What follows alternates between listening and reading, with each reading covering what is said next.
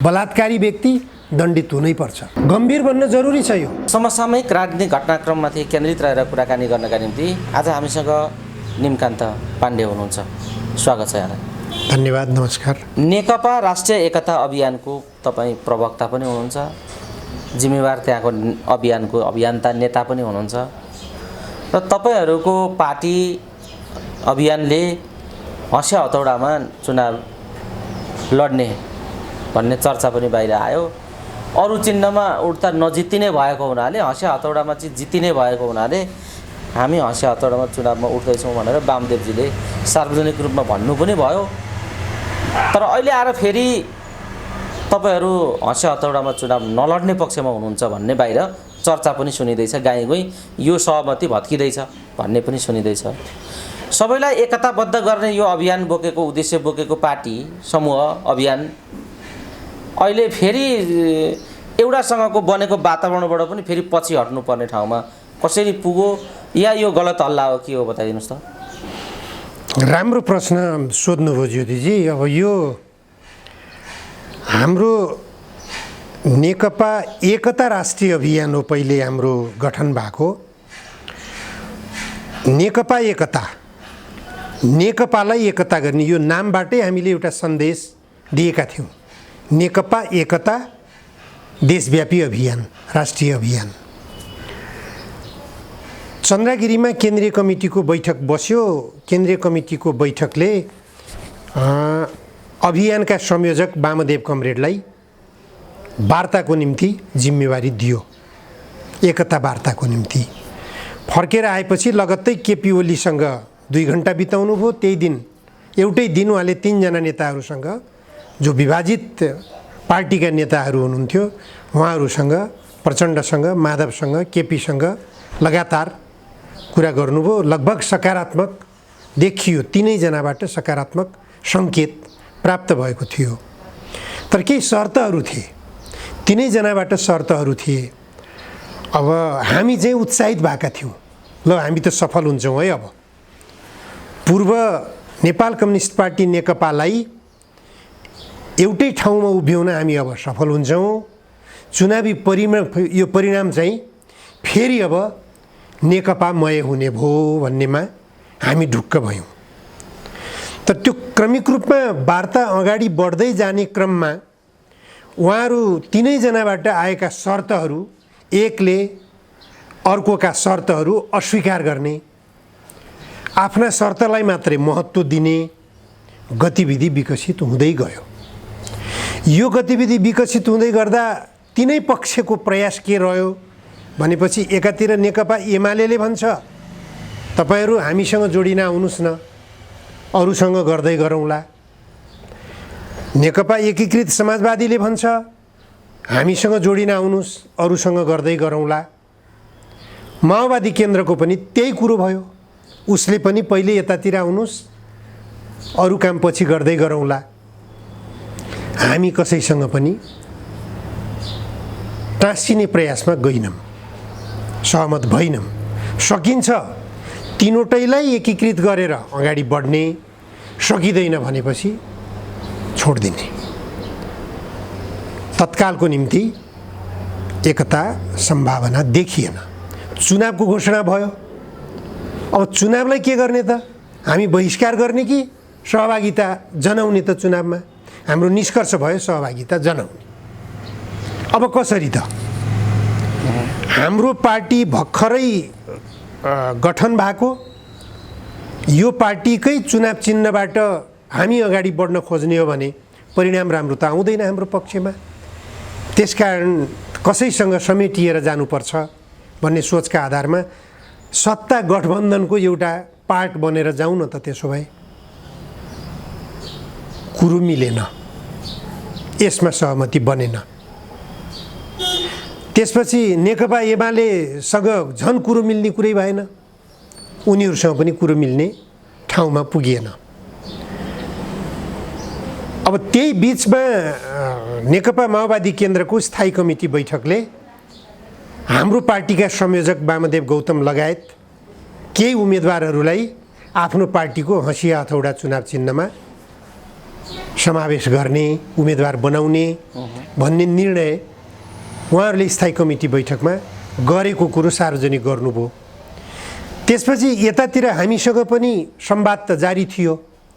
त त्यो संवादमा हाम्रो शर्त के थियो त भनेपछि हामीमाथि हँसिया हथौडा अङ्कित चुनाव चिन्हबाट चुनाव लडे पनि हामी विजयी भयौँ भने हामीलाई त्यो पार्टीको हुइप लाग्न भएन। त्यसको निम्ति निर्वाचन आयोगले एउटा प्रावधान राखेको रहेछ। त्यो प्रावधान अन्तर्गत दुवै पार्टीका अध्यक्षहरू अथवा हाम्रो पार्टीको संयोजक र माओवादी केन्द्रको अध्यक्ष दुईजनाले निर्वाचन आयोगमा लिखित एउटा निर्वाचन आयोगको फर्मेट नै रहेछ, त्यो फर्मेट लगेर दर्ता गर्नुपर्नेछ। अनि मात्र दुवै पार्टीको अस्तित्व कायम रहने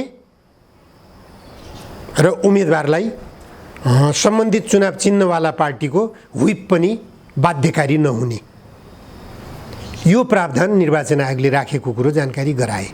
त्यो गराएपछि लौ त्यसो हुन्छ भने ठिक छ भनेर वामदेव कमरेडले निर्वाचन आयोगको प्राङ्गणमै पुगेर उहाँले हँसिया हथौडाबाट चुनाव लड्ने भयौँ भनेर उद्घोष गरिदिनु भयो।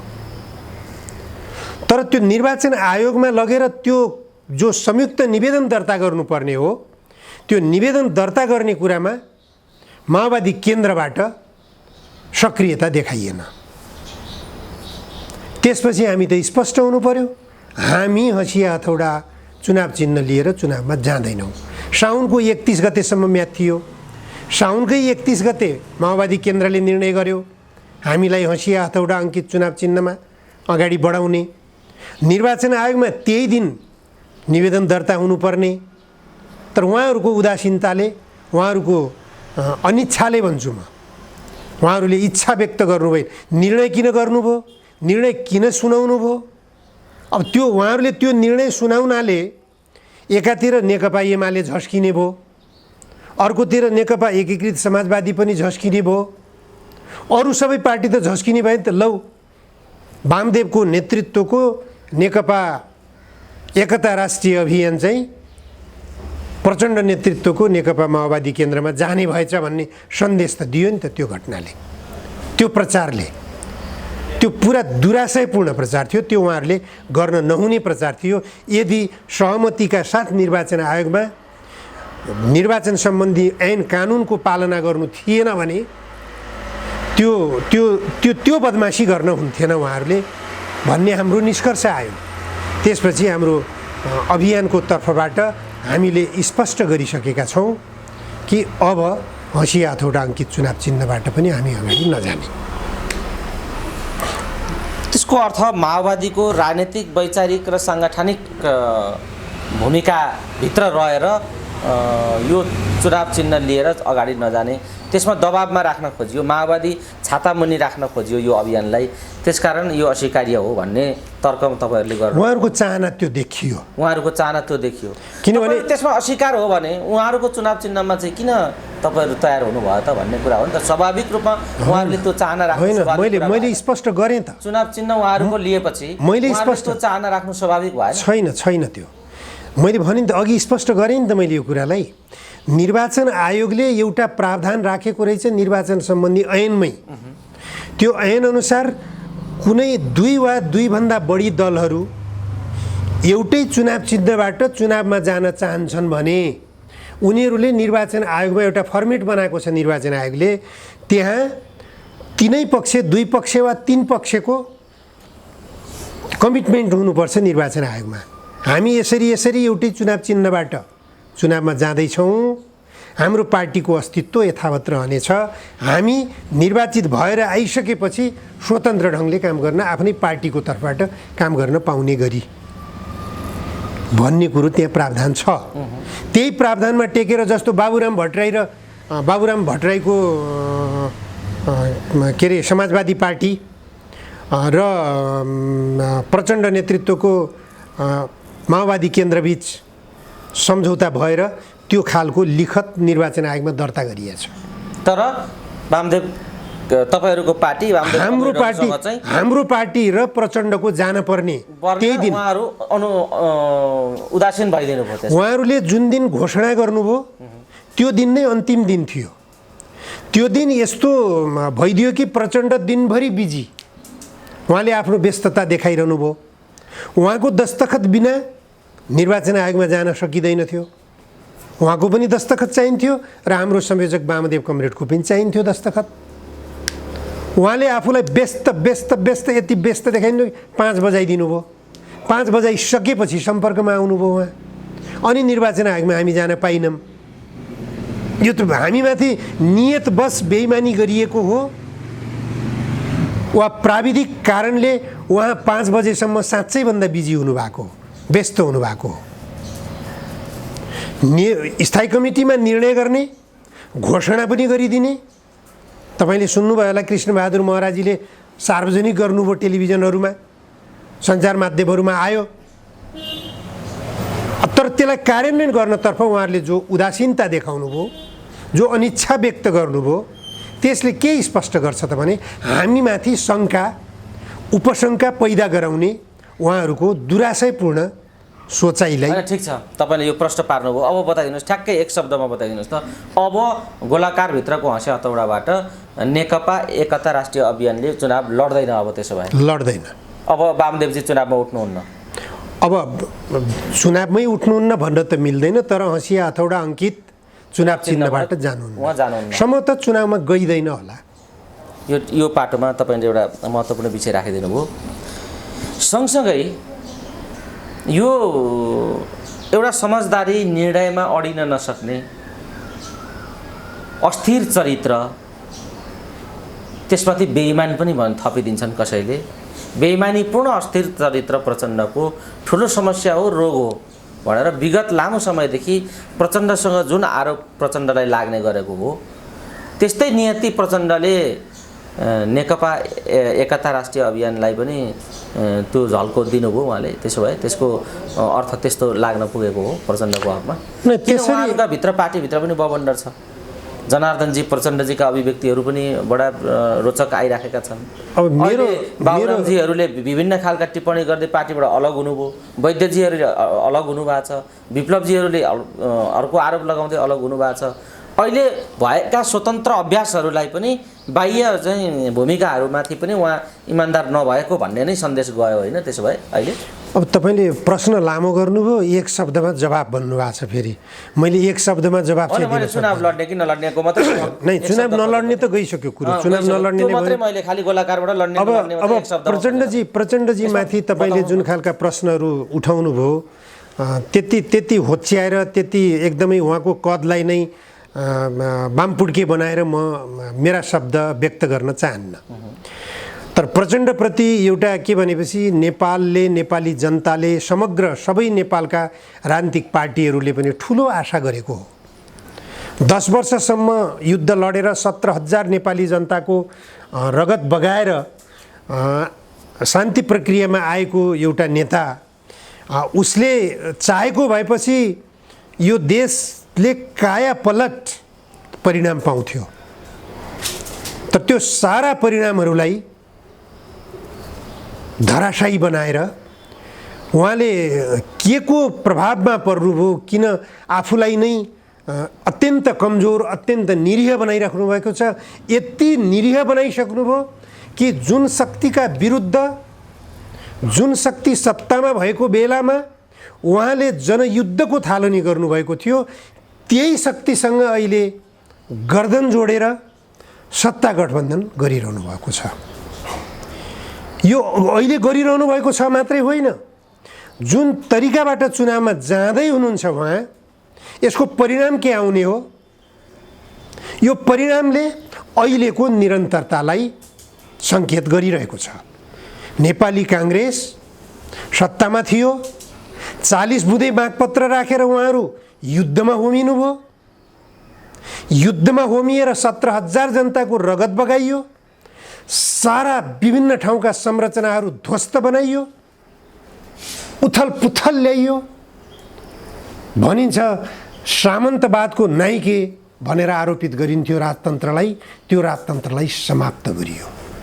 त्यही राजतन्त्रले खेलाइरहेको शेरबहादुर देउवा त्यो बेला प्रधानमन्त्री थिए। अहिले प्रचण्डले खेलाइरहनु भएको छ शेरबहादुर देउवालाई। राजाले खेलाउँदाखेरिको शेरबहादुर देउवा र प्रचण्डले खेलाउँदाखेरिको शेरबहादुर देउवामा फरक के हो? म यो प्रश्न गम्भीर बनेर म कमरेड प्रचण्डलाई तपाईँको मिडिया माध्यमबाट सोध्न चाहन्छु। के देख्नुभयो उहाँले भिन्नता? नेपाली काङ्ग्रेसले आफ्नो नीति परिवर्तन गर्यो? नेपाली काङ्ग्रेसको राष्ट्रघात जन्य गतिविधिहरूमा प्रचण्डलाई पनि डोर्यायो, प्रचण्डलाई पनि प्रयोग गर्यो? यो अवस्था परिणामले के देखाइरहेको छ? स्वयं कमरेड प्रचण्डले आत्मसमीक्षा गर्ने कुरो हो। उहाँले भन्न त भनिराख्नुहुन्छ, गणतन्त्र ल्याइयो, उपलब्धि, धर्मनिरपेक्षता ल्याइयो, उपलब्धि, सङ्घीयता ल्याइयो, उपलब्धि, यति राम्रो लोकतन्त्र सुन्दर फुलाइयो, उपलब्धि, समानुपातिक निर्वाचन प्रणाली ल्याइयो, समावेशिता लागू गरियो, उपलब्धि, कति उपलब्धि।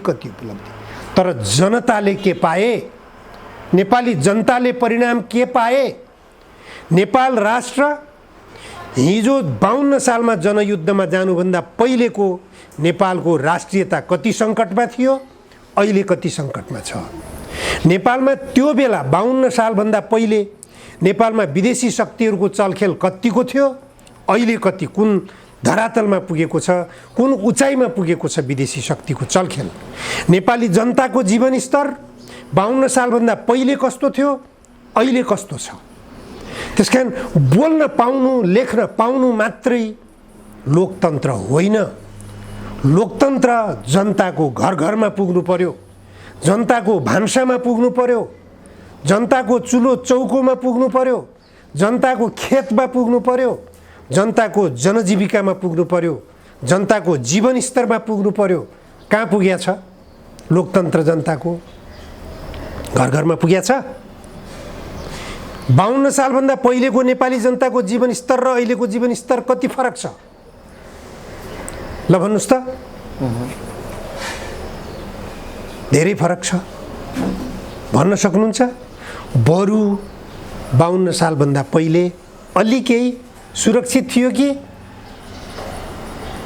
वाक तथा प्रकाशन स्वतन्त्रता थिएन भनेर 52 सालभन्दा पहिले थिएन र? आजको वाक तथा प्रकाशन स्वतन्त्रता भन्दा के कम थियो 52 सालभन्दा पहिले? कम थियो र? थिएन नि। त्यसकारण यी सबै गतिविधिहरू हेर्दाखेरि हामी स्पष्ट हुनुपर्छ, परिवर्तन केही आएको छैन। परिवर्तन जनताको निम्ति आवश्यक हो, जनताले परिवर्तन पाएका छैनन्। प्रचण्ड के गर्छन् भन्ने भन्दा पनि परिवर्तनको कोणबाट उनले जे भने त्यो भएन भन्ने तपाईँले यसलाई अगाडि सार्नु होइन। त्यही 40 बुँदे मागपत्र उहाँले जो राख्नु भएको थियो शेरबहादुर देउवाको टेबलमा लगेर अब डिस्कस गर्नुहोस् न। म त्यति भन्छु। त्यो 40 बुँदे प्रचण्डजीसँग, प्रचण्ड कमरेडसँग मेरो हार्दिक अनुरोध छ, त्यही 40 बुँदे मागपत्र, जुन मागपत्र त्यही शेरबहादुर देउवाको टेबलमा राखेर तपाईँहरू युद्धमा जानुभयो, 17,000 जनता मार्नुभयो, नेपाललाई तहस नहस बनाउनु भयो, विदेशीहरूको क्रीडास्थल हुने अवस्थामा अहिले पुर्याउनु भएको छ देशलाई।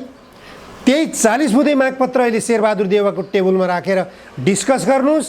कतिपय मागहरू अझ पनि पुरा गर्न पर्ने आवश्यकता छ। के छ त्यहाँ पुरा गर्न नसकिने माग? अहिले त तपाईँको हातमा सत्ता छ नि त। सबैभन्दा जटिल थियो गणतन्त्र, राजतन्त्रको अन्त्य जटिल थियो, राजतन्त्रको अन्त्य भइसकेको छ। अब त तपाईँले केही गर्न सक्नुहुन्छ नि? के गर्न सक्ने बेलामा किन केही गर्न सकिरहनु भएको छैन? यो प्रश्न प्रत्येक नेपाली जनताले प्रचण्डसँग सोध्नुपर्छ। पाण्डेजी, यो एउटा महत्त्वपूर्ण विषय तपाईँले उठान गरिदिनु भयो। सँगसँगै अहिले 2-3वटा प्रश्नहरू पेचिलो ढङ्गले आएका छन्। नेपालको विकास नहुनुमा राजनीतिक नेतृत्वको राजनीतिक वैचारिक बेइमानी या उठाएका विषयहरूमाथिको विश्वासघात मात्रै नभएर भ्रष्टाचार, अनियमितता, कानुनलाई उल्लङ्घन गर्ने, कानुन मिच्ने प्रक्रिया, यी सबै कुराले मुलुकलाई सङ्कटमा गिजोलेको छ। मुलुकका आधारभूत मान्यताभन्दा बाहिर गएर गरिने निर्णयहरू यस्ता कुराले मुलुकलाई सङ्कटमा पारेको छ भनिएको छ र विशेष गरी भ्रष्टाचार हाम्रो चुनौती हो भनिएको छ। तपाईँ नेता मात्रै होइन, पत्रकार पनि हो, विश्लेषक पनि हो, लामो समय पत्रकारिता गर्नुभयो, अहिले पनि पत्रकारितामै हुनुहुन्छ। तपाईँले भ्रष्टाचारका बारेमा पनि धेरै कलमहरू चलाउनुभयो। जनधारणा साप्ताहिकमा तपाईँले एउटा त्यसलाई आफ्नो माध्यम बनाएर त्यसबाट धेरै खालका सवालहरूमा प्रश्नहरू उठाउनुभयो। यो भ्रष्टाचारका सवालहरू आजसम्म निरन्तर उठे तर निदान भएनन्, कसैलाई कारबाही भएन। यही सिलसिलामा म सम्झिन्छु तपाईँकै पत्रिकामा तपाईँले नै यो विषयलाई उत्खनन गर्नुभएको होला जस्तो लाग्छ मलाई। नेकपा एमालेका अहिलेका नेता ईश्वर पोखरेलले पानीका ट्याङ्कीमा पैसा जम्मा गरेका घटनालाई पनि तपाईँले उदिन्नुभयो र बजारमा ल्याइदिनु भयो। तर यी सबै कुराहरू बाहिर आउँछन् अनि त्यत्तिकै सेलाएर जान्छन्। बाबुरामले त्यत्रो आरोप लगाउनु भयो, बुढी गण्डकी, अन्य एनसेल, क्यान्टोनमेन्ट लगायतका कुरामा अरबौँ अरबका घोटाला भएका कुरा उठे। त्यस्तै उठ्ने तर कसैलाई पनि दण्डित नहुने यो के रोग हो र भ्रष्टाचारको अवस्था के हो? त्यो ईश्वर पोखरेलको ट्याङ्कीदेखि अहिले प्रचण्डको क्यान्टोनमेन्टसम्म आउँदा भ्रष्टाचारका स्वरूपहरू र त्यसमा डुबेका नेताहरूको अनुहारलाई कसरी हेर्नु भएको छ बताउनुहोस् न। बडा रोचक र गम्भीर पनि हो तपाईँको प्रश्न। मैले ईश्वर पोखरेलजीको घरको पानी ट्याङ्कीमा नोटले भरिएको भेटियो, प्रहरीले बरामद गरे भनेर मैले मेरो पत्रिकामा छापेँ, प्रकाशन गरेँ। त्यो समाचारले निसन्देह ईश्वर पोखरेलजीलाई अहिलेसम्म पनि पोलिराखेको छ। त्यो समाचार सत्य हो कि असत्य हो मैले प्रमाणित गर्न सक्ने अवस्था छैन, किनभने न त त्यो घरको पानी ट्याङ्की छ अहिले, न त त्यो घर नै सम्भवतः ईश्वरजी बस्नुहुन्छ त्यो घरमा। मैले पुष्टि गर्न सक्दैन। तर त्यही बेला पनि खोजी गरेको भए मैले पुष्टि गर्नुपर्ने बाध्यता थिएन, किनभने खुला मञ्चबाट त्यही नेकपा एमाले शक्ति हो, तिनै ईश्वर पोखरेल र प्रदीप नेपाल हुन् जसले यो देशको 1 नम्बर भ्रष्टाचारी वामदेव गौतम हो भनेर घोषणा गरेका थिए। त्यसको उहाँहरूले पुष्टि गर्न पर्यो र परेन नि? मैले किन पुष्टि गर्नु पर्यो त? किन त्यो एउटा तिनै ईश्वर पोखरेल, म भन्दैछु, म आउँदैछु त्यसमा। तिनै ईश्वर पोखरेल हुन्, तिनै प्रदीप नेपाल हुन्, तिनै केपी शर्मा ओलीजी हुन्। नेकपा एमालेको केन्द्रीय कमिटी बैठकमा निमकान्त पाण्डे गुप्तचर विभागको कर्मचारी हो भनेर बोले। उनीहरूले त्यो प्रमाणित गर्न सक्छन्? यदि केपी ओली, ईश्वर पोखरेल र प्रदीप नेपालहरूले त्यो कुराको प्रमाणित गर्न सक्छन्, निमकान्त पाण्डे गुप्तचर विभागको कर्मचारी, वामदेव गौतम नेपालको 1 नम्बर भ्रष्टाचारी, यी दुईटै कुरा भन्छु म, यी दुईटा कुरा मध्ये कुनै एउटा कुरा प्रमाणित गर्न सक्छन् भने म पनि त्यो पानी ट्याङ्कीको नोट प्रमाणित गरेर देखाइदिन्छु। होइन भने प्रमाणित गर्न नपर्ने आरोप जे लगाए पनि हुने रहेछ, यो पनि एउटा प्रमाण हो। फेरि जसलाई जे आरोप लगाइदिए पनि हुने रहेछ। जहाँसम्म तपाईँले प्रचण्डमाथि लगाएको आरोप क्यान्टोनमेन्टको कुरा पनि गर्नुभयो, मैले देखेको पाटो त होइन तर बुझेको पाटो चाहिँ हो। त्यसको छानबिन कसले गरिरहेको थियो? अख्तियार दुरुपयोग अनुसन्धान आयोगले। अख्तियार दुरुपयोग अनुसन्धान आयोगका प्रमुख आयुक्त लोकमान सिंह कार्की थिए जसले छानबिन गर्न खोजेका थिए। निकै चर्चा भएको थियो। उनले अब प्रचण्डलाई चाहिँ हाल्दैछन् भन्ने कुरो। अझ प्रचण्ड दिल्लीमा प्रधानमन्त्रीको हैसियतबाट दिल्लीमा भ्रमण गएको बेलामा विशेष चर्चित भयो त्यो काण्ड। मैले भेटेका थिएँ लोकमान सिंह कार्कीलाई, जीवित हुनुहुन्छ अहिले लोकमान सिंह कार्की। उहाँलाई मैले यो विषय सोधेको थिएँ, के हो यो क्यान्टोनमेन्टको कुरो?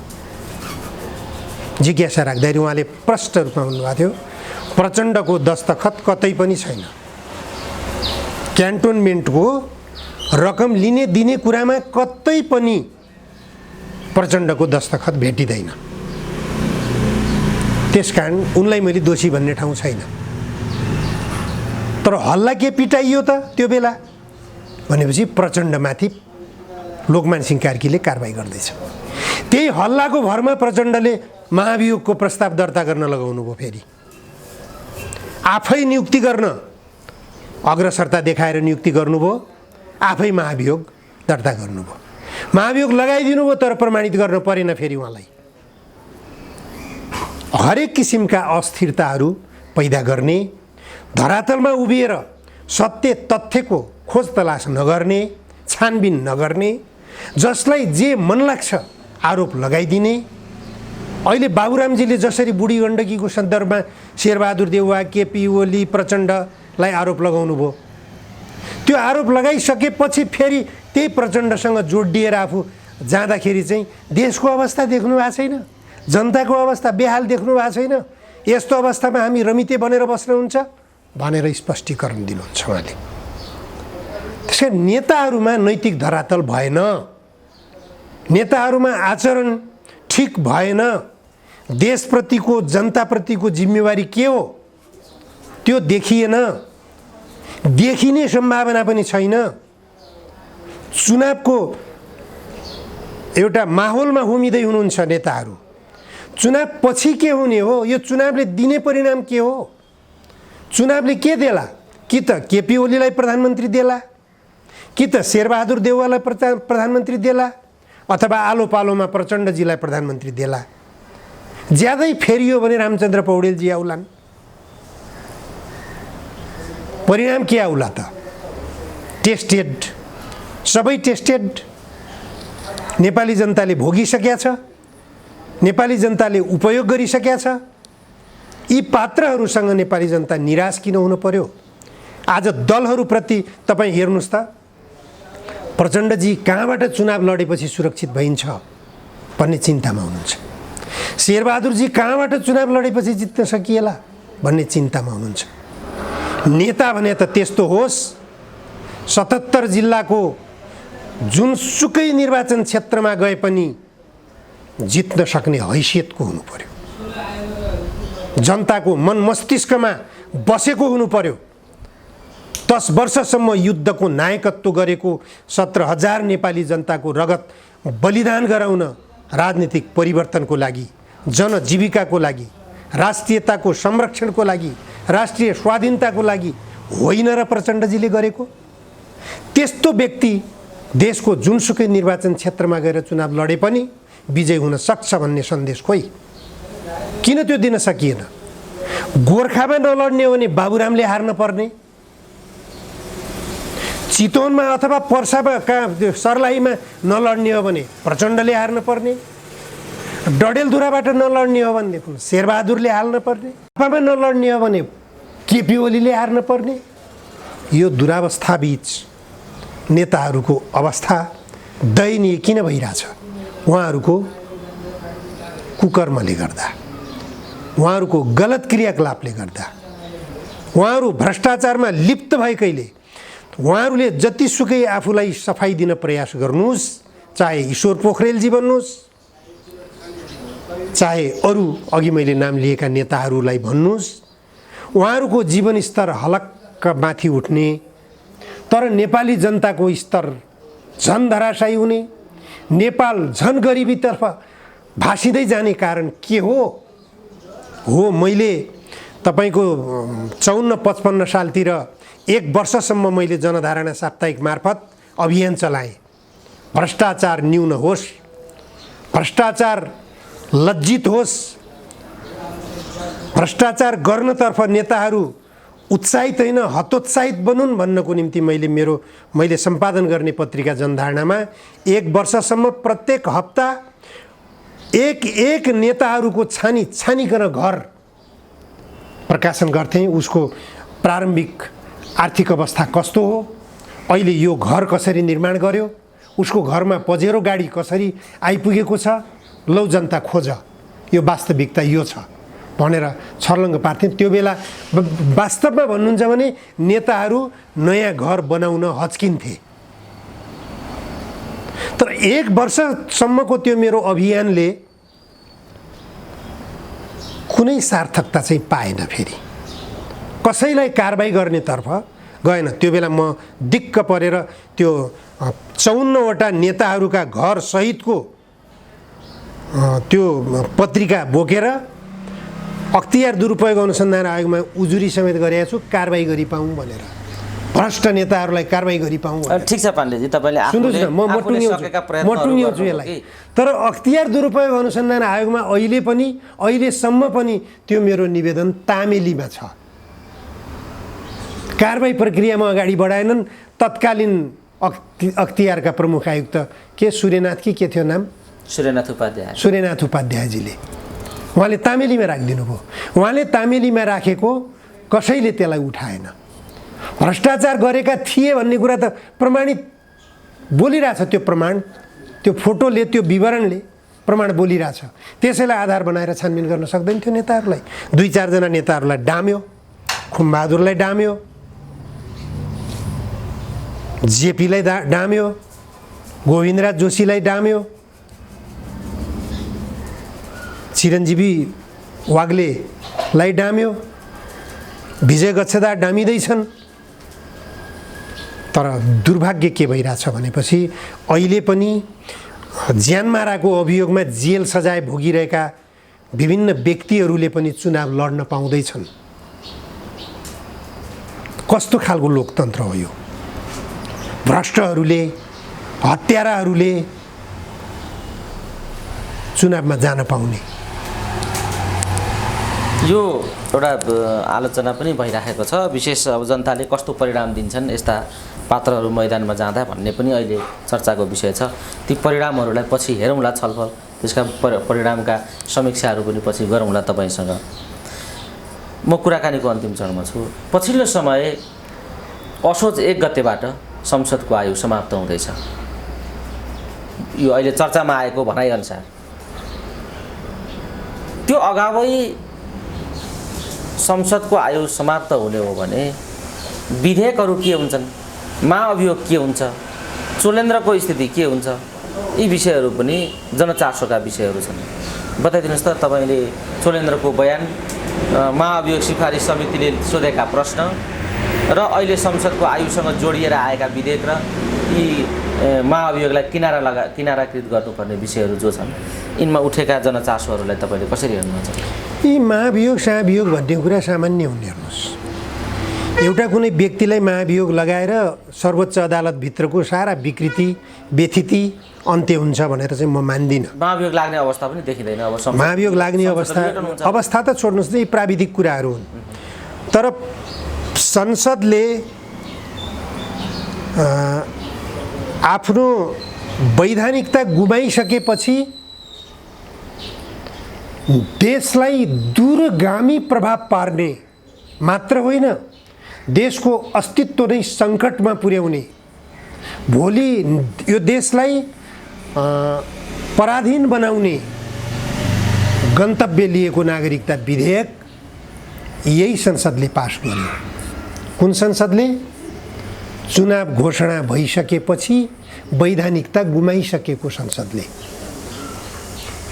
पूर्व प्रधानमन्त्री डाक्टर बाबुराम भट्टराई अहिले सत्ता गठबन्धन दलका नेता पनि हुनुहुन्छ। उहाँले पनि बोल्नु भएको छ, आफ्नो ट्विटरमा लेख्नु भएको छ उहाँले, यो संसद अहिले विघटन नगरौँ, तर बैठक बस्ने काम बन्द गरौँ, भत्ता पनि नखाउँ। चुनाव भइसकेपछि यो स्वतः यो विघटन हुने प्रावधानतर्फ हामी जाउँ। अहिले विघटन गरिदिँदा देश फेरि सङ्कटमा पर्न जान सक्छ, संसद बिनाको देश हुन्छ फेरि। त्यो बेला शक्ति भएकाहरूले जेसुकै पनि गर्न सक्ने, शक्तिको प्रयोग गर्न सक्ने अवस्था रहन्छ। त्यसकारण नगरौँ भनेर अहिले बाबुरामजी बोल्नु भएको छ। तर मैले पहिलेदेखि भन्दै आएको छु, वैधानिकता गुमाइसक्यो संसदले जुन दिन संसदको चुनावको घोषणा गरियो।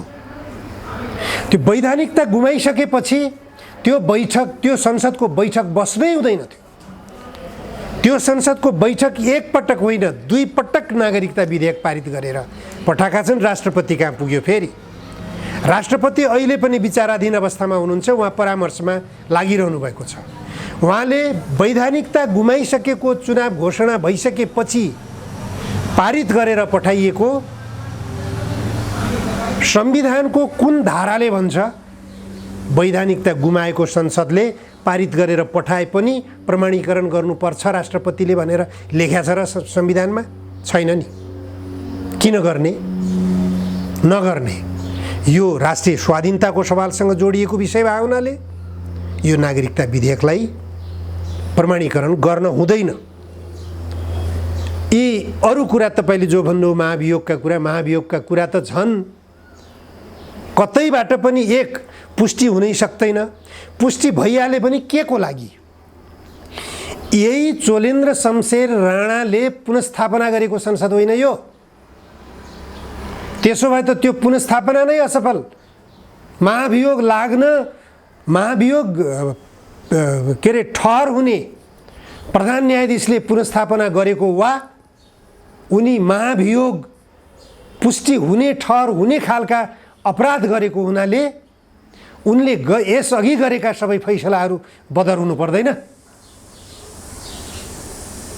शेरबहादुर देउवाको प्रधानमन्त्री पद बदर, उनले गरेको परमादेश बदर हुन्न? बदर हुनु पर्यो नि त। के कारणले महाभियोग लाग्दैछ? त्यही कारणले होइन। शेरबहादुर देउवालाई परमादेशबाट प्रधानमन्त्री नियुक्त गर्नको निम्ति चोलेन्द्र शमशेर जबराले आफ्नो जेठानलाई मन्त्री बनाउने सम्झौता गरेका थिए। पहिलो आरोप यही होइन उनलाई लाग्यो? त्यसो भए के भयो त? परमादेश बदर हुने कि नहुने? यो प्रश्न कहाँ उठाउने? राष्ट्रपति कहाँ, राष्ट्राध्यक्ष कहाँ नउठाएर कहाँ उठाउने? यी गम्भीर प्रश्नहरू विधि निर्माताहरूले किन ख्याल गरेनन्? तपाईँ कानुनको जानकार पनि हो। अब चोलेन्द्र सर्वोच्च फर्किन्छन्, त्यसो भए महाभियोग लागेन भने त उनी निर्दोष साबित भए। निर्दोष साबित हुन्छन्। अब धेरै अवधि पनि छैन उनको।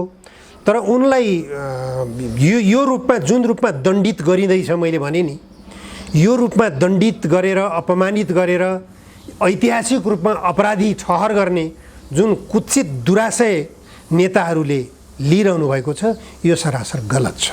उहाँहरूले चोख्याइ दिनुपर्छ। उहाँलाई सर्वोच्च अदालतमा हाजिर हुन दिनुपर्छ। कति दिन हाजिर हुनुहुने हो? किन पनि भन्छु भने उहाँले सबभन्दा ठुलो गुण अहिलेका सत्ता गठबन्धन दलका नेताहरूलाई लगाउनु भएको छ। संसद पुनस्थापना गरिदिएर। संसद पुनस्थापनाको निम्ति चोलेन्द्र शमशेर जबराको योगदान छ कि छैन? अहिलेको शेरबहादुर देउवा नेतृत्वको सरकारलाई परमादेशबाट स्थापित गर्ने भूमिका उनको महत्त्वपूर्ण हो कि होइन? यस आधारमा पनि उनीमाथि महाभियोग लगाउन यो सत्ता गठबन्धन नेतृत्वको संसदले, भन्छु म अहिले, यसको बहुमतको हैसियत भए हुनाले उनीहरूले गम्भीरतापूर्वक सोच्न जरुरी छ। उनलाई सर्वोच्च अदालतमा बाकाइदा हाजिर हुन दिने। लामो अवधि छैन।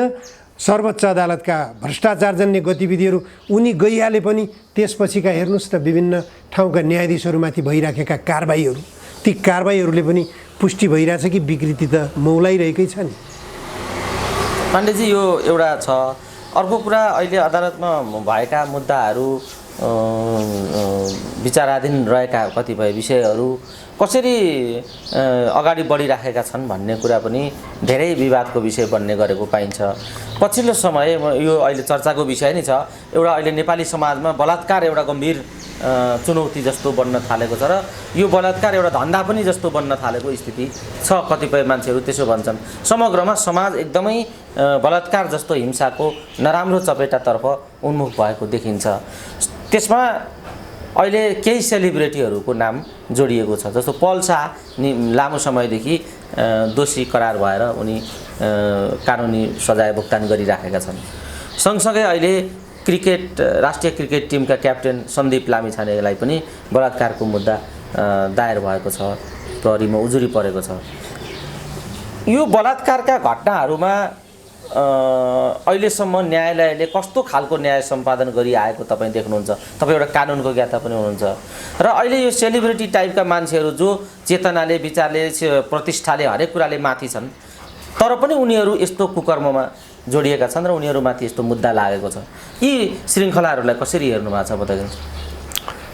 अब यो त अब धेरै कोणबाट पुष्टि भइराखेको छ। केही न्यायाधीशहरूले पनि आफ्ना लेखहरू मार्फत यो कानुनको अपरिपक्वता बारेमा टिप्पणी गरिराख्नु भएको छ। म कानुन पढेको विद्यार्थी समेत भएको हुनाले म त के भन्छु भने यस्तो खालको कानुनी प्रावधान बनाउँदाखेरि किन गम्भीरतापूर्वक सोचिएन? अपरिपक्व काँचा आला काँचा व्यक्तिहरूले मस्यौदा गरेको कानुन हो भन्छु म। यो तपाईको यदि फसाउन चाहने हो भने अहिलेका कुनै पनि सांसद, कुनै पनि मन्त्री मात्र होइन, अदालतमा न्यायमूर्तिको रूपमा बसेका न्यायाधीशहरूलाई पनि फसाउन चाहने हो भने एकजना महिलाले फसाउन सक्ने अवस्था छ। गम्भीर बन्न जरुरी छ। यो कानुन बनाउनेहरू, कानुन कार्यान्वयन गर्नेहरू, न्याय गर्नेहरू, निर्णय गर्नेहरू सबैले गम्भीरतापूर्वक सोच्नुपर्ने अवस्था छ। चाहे पल्साका कुरा होस्, चाहे जोसुकै व्यक्तिका विरुद्धमा ठहर गरिएका अभियोगहरू किन नहुन्, यी कानुनी आधारमा ठहर गरिएका छन्। अब त्यो फरक बाटो छ। तर कानुन यस्तो बनाइएको छ जुन कानुनले कुनै पनि व्यक्तिलाई आरोपित गर्न सक्ने अवस्था छ। आरोपित हुँदा साथ पक्राउ पर्छ, दण्डित हुने दण्डित हुने अवस्था छ। त्यसले गर्दा यस्तो कानुनी प्रावधान सरासर गलत हो। यसलाई सच्याउने बुद्धिमत्तापूर्ण कामतर्फ लाग्न जरुरी छ। समयमै यदि यसलाई सच्याइएन भने अघि तपाईँले भन्नुभयो जस्तै पुरै समाजलाई चाहिँ अराजकतातर्फ जगाउने छ यसले पक्कै पनि। यो एउटा भयो कानुनी समस्या, एउटा भयो। त्यो बलात्कारका, वास्तविक बलात्कारका जघन्य अपराधहरू पनि अहिले व्यापक रूपमा बढेका छन्। यसको कारण के होला? तपाईँलाई के लाग्छ बताउनु त? तपाईँ एउटा सबै क्षेत्रमा कलम चलाइराखेको होइन। बलात्कार सम्बन्धमा तपाईँको के हो भन्नुहुन्छ भने अन्तर्राष्ट्रिय रूपमै पनि कानुनका व्याख्याकारहरूले, अपराधका व्याख्याकारहरूले, अपराध संहिताका ज्ञाताहरूले विभिन्न कोणबाट विश्लेषण गरेका छन्। हेर्नुहोस् कस्तो अवस्थामा बलात्कार मानिन्छ, बलात्कारको प्रमाण के हो। बलात्कारको प्रमाणित हुन सक्छ भने त्यो निश्चित रूपमा दण्डित हुनै पर्छ। बलात्कारी व्यक्ति दण्डित हुनै पर्छ। तर बलात्कार पुष्टि गर्नै नपर्ने गरिकन जो कानुन बनाइएको छ यो सरासर गलत छ। आरोप मन मिल्दासम्म सहवास, स्वैच्छिक यौन क्रियाकलापलाई 2-4 दिन बितिसकेपछि, 1-2 वर्ष बितिसकेपछि, 2-4 वर्ष बितिसकेपछि, अझ 8-10 वर्ष बितिसकेपछि पनि आरोपित गरेर फसाउन पाइने, दण्डित गर्न पाइने यस्तो अपरिपक्व कानुन पनि बनाउने हो। यसले कता लाँदैछ समाजलाई भन्नुहोस् त? भनेपछि कानुनको व्यापक दुरुपयोग भइरहेछ। एकातिर तपाईँको जघन्य घटना पनि भएका छन्, त्यसलाई गर्नुपर्ने आवश्यकता। जघन्य घटना मात्रै होइन, तपाईँको एकातिर तपाईँको कस्तो छ भनेपछि विवाह पूर्व पनि यौन सम्बन्धलाई स्वीकार गरिन्छ। कानुनले त स्वीकार गरेको छ। लिभिङ टुगेदर एकातिर लिभिङ टुगेदरको मान्यता पनि दिएको छ, त्यो विवाह पूर्वकै परिकल्पना हो। अर्कोतर्फ अब विवाह पूर्व मसँग चाहिँ यसरी चाहिँ सम्बन्ध गरेको थियो, लिभिङ टुगेदरमा बस्यौँ, मैले नचाहँदै जब अब त हुँदा विवाहित दम्पति बिचमा पनि श्रीमान श्रीमतीमा पनि बलात्कारको मुद्दा लाग्ने स्थिति, बलात्कारका मुद्दा लागेर श्रीमानलाई जेलमा हालिएका घटना पनि कतिपय आइराखेका छन्। यो समाजलाई विकृत बनाउने, समाजलाई दुष्प्रभावित गराउने, समाजलाई स्खलित गराउने जुन गतिविधिहरू भइराखेका छन् कानुनको आडमा, यो वास्तवमा कानुन बनाउनेहरूको अपरिपक्वताकै परिणाम हो। जसले कानुन पढेकै छैनन्, जसले कानुनको व्याख्या गर्नै पर्दैन, उनीहरूले कानुन बनाउँदाखेरि आएको परिणाम हो यो।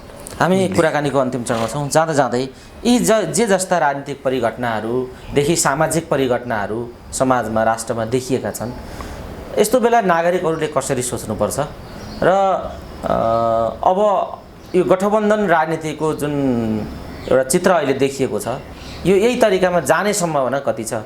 यो दुईटा कुरा बताइदिनुहोस् त। यो गठबन्धन अब भागभण्डाको लडाइँ छ, कुनी के छ, होइन यसमा तोडमोड हुन सक्छ भन्ने पनि छ। यसमा सबैभन्दा गम्भीर बन्नुपर्ने राजनीतिक दलहरू, राजनीतिक दलका नेताहरू भनेका जनताका प्रतिनिधिहरू हुन्। जनता भन्नाले चाहे मानव अधिकारवादी हुन्, चाहे सञ्चारकर्मी हुन्, चाहे कानुनवेत्ता हुन्, जुनसुकै आवरणका भए पनि जनता हुन्। जो जनताले प्रतिनिधिहरू छान्ने हुन्। तर प्रतिनिधि छान्न पाउने जनताले जो अधिकार पाउँदैछन्, त्यो अधिकार प्रयोग गरिसकेपछिको परिणाम कस्तो दिँदै हुनुहुन्छ राजनीतिक दलका नेताहरूले, यो आफैले समीक्षा गर्ने कुरा हो उहाँहरूले। त्यही कारण राजनीतिक दलका नेताहरूले जनतामा यस्तो निराशा फैलाउने काम गरिरहनु भएको छ, जुन निराशाको परिणाम केही क्षेत्रहरूमा त स्थानीय तहका निर्वाचनमा आइसकेको छ। स्वतन्त्र व्यक्तिले दलहरू बहिष्कृत हुनु, दलका उम्मेदवारहरू बहिष्कृत हुनु, स्वतन्त्र उम्मेदवारहरू जनताको चयनमा पर्नु, जनताको रोजाइमा पर्नुको कारण के हो, यसबाट पनि बुझ्न जरुरी छ। र मैले अघि भने फेरि पनि दोहोऱ्याउँछु, देशका सबै निर्वाचन क्षेत्रहरूमा जुनसुकै निर्वाचन क्षेत्रमा चुनाव लडे पनि सुरक्षित अवतरण पाउनुपर्ने प्रचण्ड, ओली, शेरबहादुर देउवा, माधव नेपालहरू किन जुनसुकै निर्वाचन क्षेत्रमा पनि सङ्कटमा हुनुहुन्छ? यो गम्भीरतापूर्वक विश्लेषण गर्नुहोस्। तपाईहरूले बेठिक गरिरहनु भएको छ, तपाईहरूले ठिक काम गर्नुभएको छैन, तपाईहरूले जनताको चाहनालाई सम्बोधन गर्न सक्नुभएको छैन, तपाईहरूले देशको आवश्यकतालाई सम्बोधन गर्न सक्नुभएको छैन भन्ने परिणाम नै, प्रमाण नै यही हो, जुन प्रमाणले तपाईँहरूलाई कतै पनि सुरक्षित छु भन्ने अवस्था दिएको छैन। असुरक्षित यहाँसम्म कि तपाईँहरू गठबन्धन बनाएर, 5 वटा दलको गठबन्धन बनाएर जाँदा पनि आफूलाई सुरक्षित देख्न नसक्नुको कारण के? समीक्षा गर्नुहोस्, आत्मसमीक्षा गर्नुहोस्। तपाईहरूले गल्ती सच्याउनु भएन भने तपाईहरू जिउँदै मरिरहनु भएको छ, जिउँदो लास सरह भन्नुहुनेछ तपाईँहरू। हस्, समय दिनुभयो, यो महत्त्वपूर्ण समय र संवादका लागि यहाँलाई धेरै धेरै धन्यवाद छ। धन्यवाद ज्योतिजी, तपाईँलाई पनि मेरा विचार राखिदिनु भएको।